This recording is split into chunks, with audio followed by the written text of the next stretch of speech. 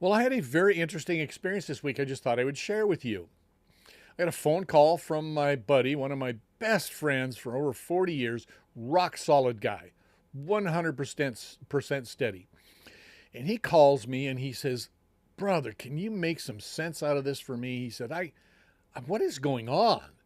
And I said, "What happened?" He said, "Well, I'm at this restaurant today." Now, I'm going to give you a little background just so you know.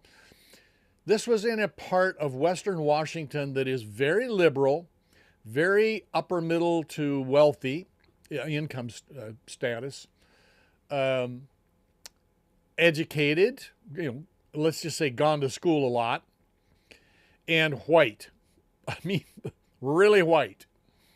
Now that doesn't mean that there might not be some people of color there somewhere, but predominantly white. And the point of this conversation is it would be extremely unlikely that the women involved in this conversation that John overheard ever went to school with anybody that was Muslim. I can't imagine that there would be any there in that particular neighborhood. So John tells me that this group of young, 20-something women are having lunch. And he said they are going on and on and on how excited they are that Zohran Mamdani won this election in New York because this was an indication that the Muslims might take over the country and install Sharia law. And Muslim men really know how to treat a girl.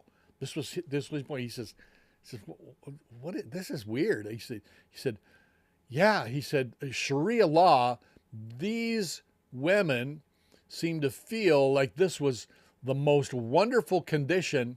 And here's the point that really got him. He said, they were going on and on about how excited they were that under Sharia law, that non-Muslim men who don't know how to treat women, apparently, would either have to convert to Islam or be castrated or killed.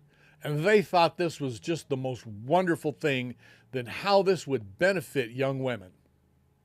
And he said, can you make sense out of this for me? And I said, no, man.